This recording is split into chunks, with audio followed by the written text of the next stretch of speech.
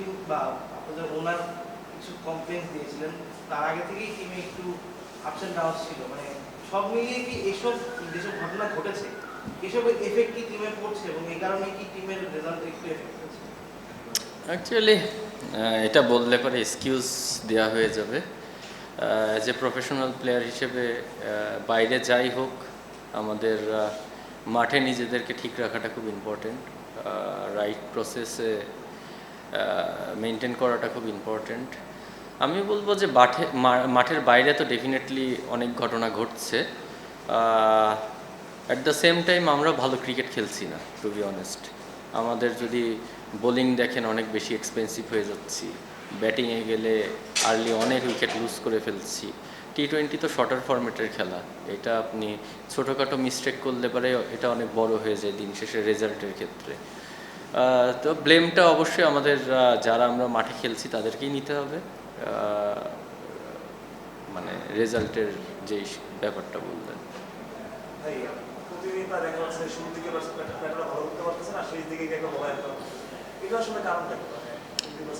আসলে আমরা যেটাই করছি সেটা এন্ড অফ দ্য ডে রেজাল্টের জন্য কাজে আসছে না।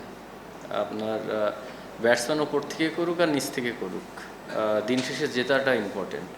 তো আমাদের যে মিস্টেকগুলো হচ্ছে, মিস্টেক সবাই করে, সব টিমই করে, কিন্তু আমাদের মিস্টেকগুলো একটু বেশি ইফেক্ট করে যাচ্ছে রেজাল্টের ক্ষেত্রে। আজকে তাসকিনকে আমরা দেখলাম, তাকে কি বিশ্রাম দেওয়া হয়েছে নাকি কম্বিনেশনের জন্য তাকে খেলানো নিয়ে কিছু? না, এটা ফিজিও কনসার্ন।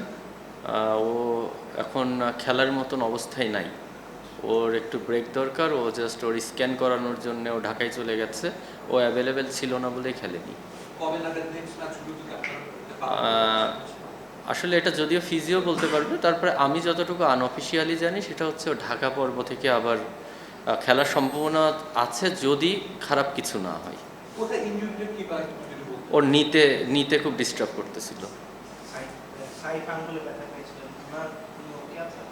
হ্যাঁ, সাইড ফিট আছে। আমি জানি না আমি আসলে বুঝতে পেরেছি কিনা, যে মানে ওদের তো এখন নতুন প্লেয়ার খেলেন, আপনাদের জন্য কি সারপ্রাইজ হয়ে এসেছে কিনা? কারণ অনেক প্লেয়ার কিন্তু আপনাদের অ্যানালাইসিস করা থাকে, আপনাদের প্ল্যান করা থাকে কিছু, তাকে নিয়ে হয়তো প্ল্যান করা ছিল।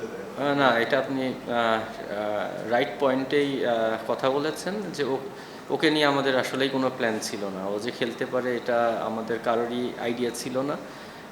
আর ও আসলে খুব বেশি এই ক্রিকেট খেলেও নি যে ওর সম্পর্কে আমরা একটা ভিডিও ফুটেজ বের করব বা ওর উইক জন্য আমরা কথা বলবো। তো এটা আসলে আমাদের সারপ্রাইজিং ছিল।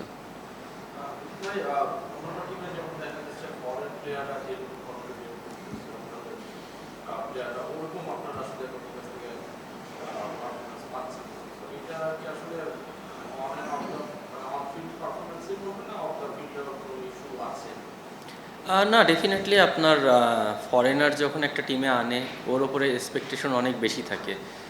ওরা গেম চেঞ্জার হয়। আপনি দেখবেন যে অন্যান্য টিমের যে বিদেশিরা খেলছে, ওরা কিন্তু ম্যাচ উইনিং নক খেলছে, বাট আমাদের দিক থেকে আসলে এটা মিসিং আছে। আপনি যদি কোয়ালিটির কথা বলেন, ডেফিনেটলি ওরা অনেক ভালো কোয়ালিটির প্লেয়ার, ওরা পুরো ওয়ার্ল্ডেই ক্রিকেট খেলে বেড়ায়, কিন্তু এখানে আসলে ক্লিক করছে না। আসলে এটা তো কারোরই কিছু করার নেই।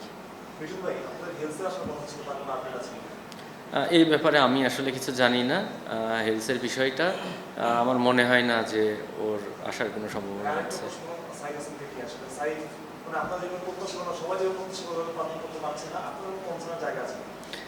দেখেন, আমরা তো ওকে ফর্মে ফেরানোর জন্য সব রকম চেষ্টাই করছি। ওকে আমরা একটা ম্যাচ ব্রেক দিয়ে ওর মেন্টাল হেলথ ঠিক করে আনার জন্য চেষ্টা করেছি, তারপরে আবার ম্যাচে ফিরেছে। এখন আসলে পারফর্ম তো আসলে বলে কেউ করতে পারবে না, বাট ও যে চেষ্টা করছে না তা না, ও সর্বোচ্চ চেষ্টা করছে। সামনে ওয়ার্ল্ড কাপ, ডেফিনেটলি ওর এখান থেকে ভালো খেলে কনফিডেন্সটা নিয়ে ওয়ার্ল্ড কাপে গেলে ওর জন্য অনেক ভালো হবে, দেশের জন্য অনেক ভালো হবে। এখন আমরা শুধু সাপোর্ট করতে পারি, বাট রান তো ওকেই করতে হবে। গুরবাজের সঙ্গে যে ঘটনাটা ঘটেছে, মানে এটার পরে গুরবাজ এখন কেমন ফিল করছে বা গুরবাজের পক্ষ থেকে কিছু জানানো হয়েছে কিনা? আমি শুধু এতটুকু বলতে পারি ও ডিস্টার্ব। কারণ ওদের একটা সারা ওয়ার্ল্ডে ক্রিকেট খেলে বেড়ায়, আইপিএল খেলে, ওদের একটা হিউজ রেপুটেশন আছে। তো এটাকে ও আসলে খুব সিরিয়াসলি নিয়েছে, এবং ও খুব ডিস্টার্ব হয়ে আছে। এখন দেখেন, ওর ডিস্টার্বিংয়ের কারণে আমার টিমও তো ইফেক্ট করছে। ও মেন্টালি যদি ভালো না থাকে, আলটিমেটলি আমার ঢাকা টিম সাফার করবে। এখন আমরা আসলে ওকে মেন্টাল সাপোর্টটা দিতে পারি বা আমরা ওকে বোঝাতে পারি, কিন্তু ও এটাকে কিভাবে নিবে বা কিভাবে ও জিনিসটাকে নেগেটিভ থেকে আবার পজিটিভিটিতে ফিরবে, এটা আসলে ওর ব্যক্তিগত বিষয়। সে কি চলে যেতে চেয়েছিল বা আফগানিস্তান বোর্ডকে কিছু জানিয়েছে? এই ধরনের একটা আলোচনা হয়েছিল, ও আসলে